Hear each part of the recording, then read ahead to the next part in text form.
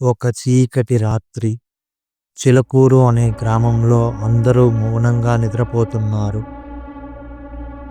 అది అమావాస్య రాత్రి. చుట్టుపక్కల చెట్లు కదలకుండా నిలిచిపోయినట్లుగా ఉన్నాయి. ఏదో భయంకరమైన శక్తి ఆ గ్రామాన్ని ఆవాహించినట్లు కనిపిస్తోంది.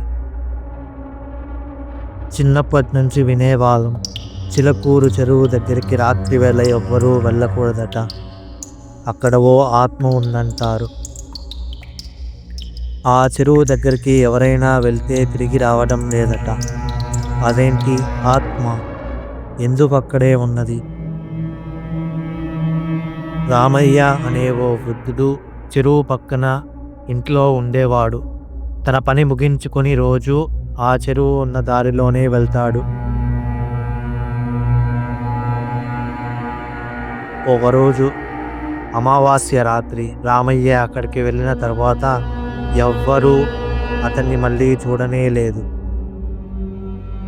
ఆ రోజు నుంచి గ్రామంలో వింతలు మొదలయ్యాయి. రాత్రి అయితే కుక్కలు అన్నీ చెరువు దిశగా తిరిగి మురుగుతూనే ఉంటాయి. ఆమెను ఎవరూ చూడలేరు, కానీ ఆమె పాదాల శబ్దం వినిపించేది. మాట్లాడకుండానే ఆ శబ్దం అందరి మనసుల్ని కంపింపజేస్తుంది.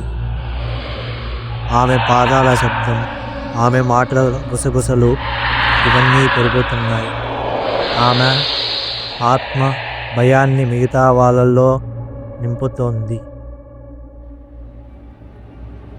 వాళ్ళ పక్క ఊరిలో రవి అనే యువకుడు ఆ చెరువు గురించి తెలుసుకోవాలని ఒక అమావాస్య రాత్రి ఆ చెరువు దగ్గరికి బయలుదేరాడు.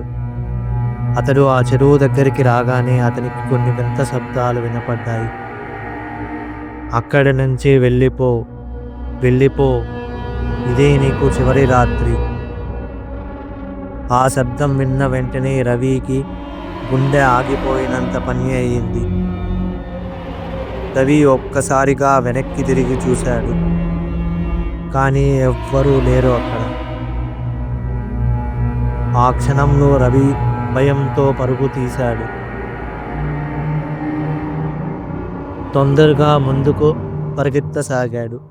అలా పరిగెత్తే క్రమంలో హడావిడిగా రవి జారి కింద పడిపోయాడు. రవి కళ్ళు తెరిచి చూసేసరికి తన ముందు ఎవరో నిల్చున్నట్లు అనిపించింది.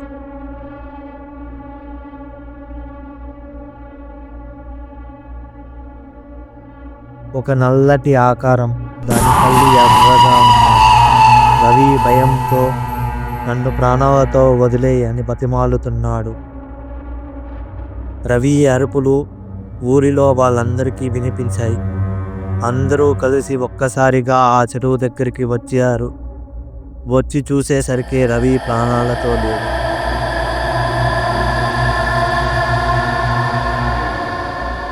అప్పటి నుంచి ఆ ఊరి వారంతా ఆ చెరువు దగ్గరికి వెళ్ళడం మానేశారు. అమావాస్య రోజు రాత్రులైతే చాలు ఆ చెరువు దగ్గర నుంచి అరుపులు, ఏడుపులు వినిపించేవి.